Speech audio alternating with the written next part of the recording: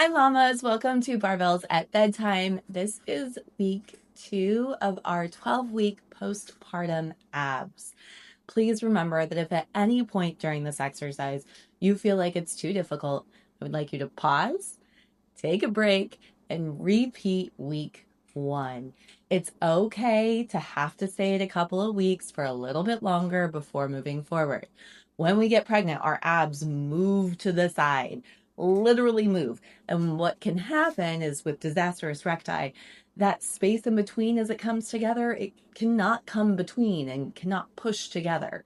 Now that can happen naturally for some women, and this can help strengthen that. Now it is not a guaranteed fix. Some women just unfortunately are ripped too much, but it also can help women prevent permanently keeping that. So what some women do is they'll jump to their ab exercises, and then next thing you know, it's permanent. So that would really be a bummer for you. So I want you to go slow and steady.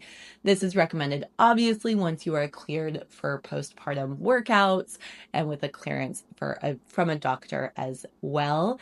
In addition, I want you to please remember, take a break if you need to, pause if you need to. My recommendation for this ab exercise to help get your abs back postpartum is to do it 3 times a week with at least 1 day of rest in between each of those days, and to walk on the days that you are not doing this exercise, or do some form of light activity. If that's too much, go ahead and just repeat each week a little bit longer before moving forward. And again, this is your exercise. Go at the pace you want. For this exercise, a little bit different than the last, it will be timed for a lot of it. It is not my pace. I want you to go at the controlled pace that you are able to do, not what I am, okay? Let's get started, mama. For our 360 breaths, you're going to sit with a neutral spine. Place your hands around your lower ribs to monitor your movement. Inhale slowly through your nose, pushing the breath outward to expand the front, sides, and backs into your hands. Keep your shoulders, chest, and neck completely relaxed. And exhale slowly out of your mouth, drawing the belly button back toward the spine and gently zipping up the pelvic floor.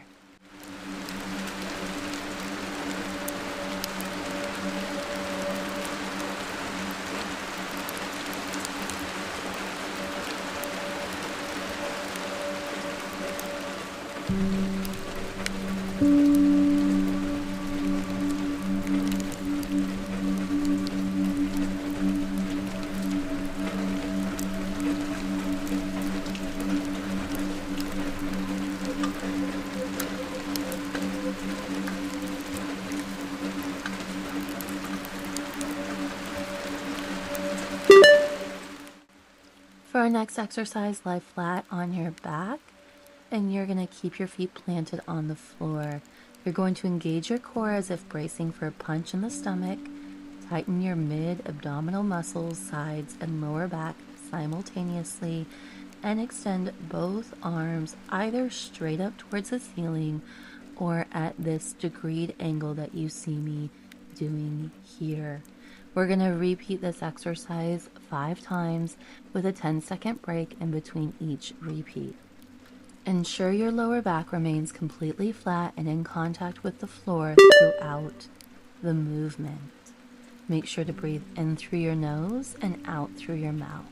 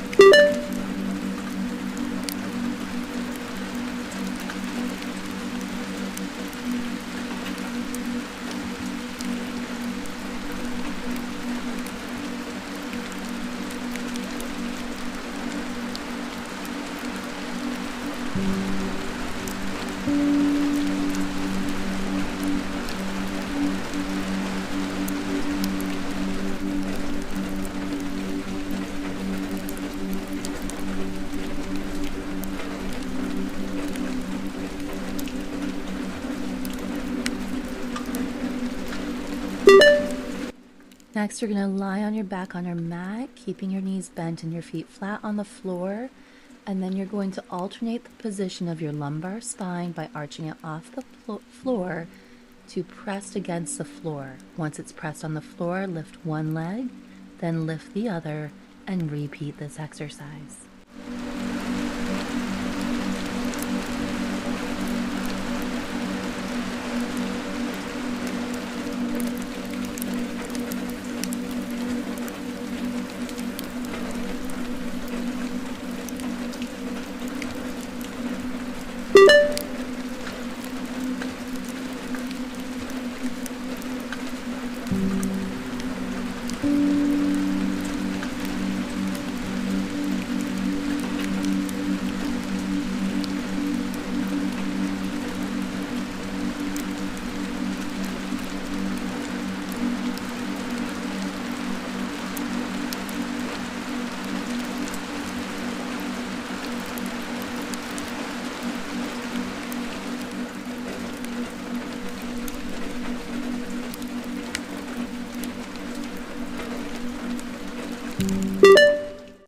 We're going to maintain your pelvic floor engagement and gently slide one heel straight away from your body, keeping it in right contact with the floor. And then you'll inhale and slide the heel back to the starting position, relaxing the pelvic floor muscles as you return. Do not push your legs straight if you feel your back arching or your pelvis tilting. Slide the heel only as far as you can while maintaining a stable core. The energy should come from your deep abdominal wall, not your quads or your lower back.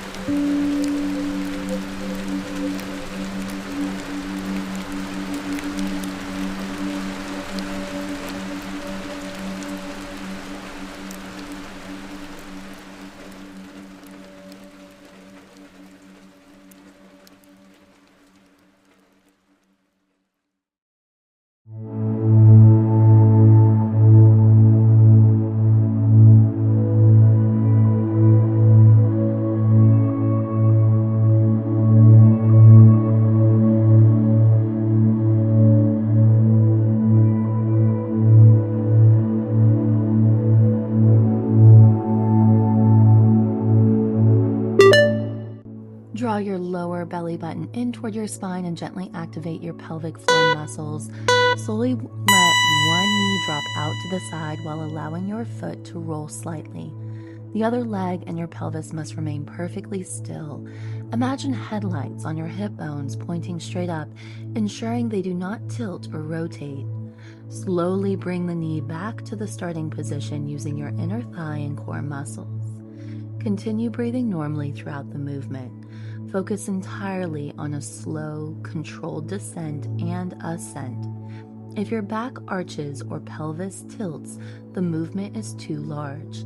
Decrease the angle and the knee drops.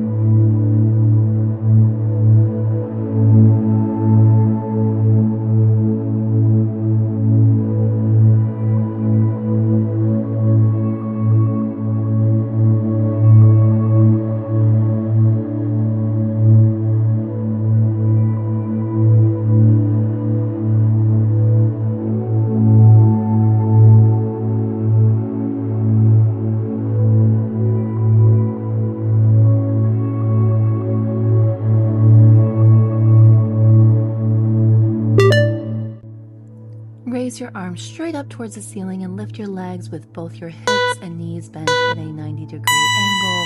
I'm obviously at that slightly wrong angle, so please do a better angle than me. You're going to exhale gently, pull your ribs down, and press your lower back firmly into the floor. There should be no gap between your back and the ground. Keep your core engaged and your leg at a 90-degree angle. Slowly lower one leg and lightly tap your heel on the floor. Bring the leg back up to the starting position.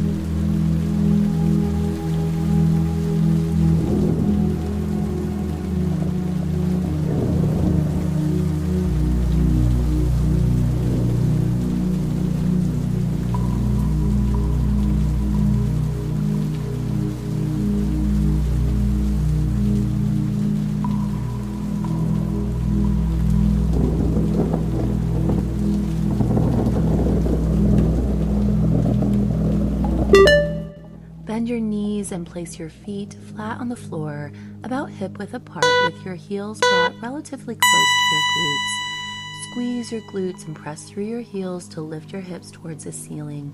Your body should form a straight line from your shoulders to the knees. While keeping your hips completely level and your core tight, slowly lift one foot off the floor, bringing the knee toward your chest at about a 90-degree angle. Slowly lower that foot back to the floor, re-establish your stable bridge, and repeat the movements. The most common mistake is allowing your hips to drop or rotate toward the lifted leg. Imagine balancing a tray of water on your pelvis.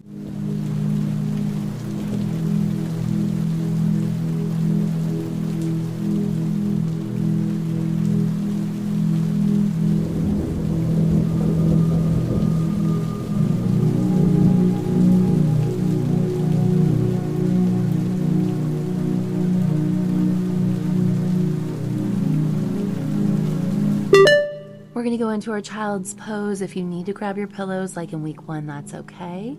Your arms are going to be stretched out in front, palms facing down, or they can rest along your side with your palms facing up. Your knees are going to be slightly outside of your chest. Think about a mat's width apart. Your forehead is resting on the floor. Your spine is rounded. Your tailbone is tucked towards your navel to lengthen your spine, and your big toes should be touching.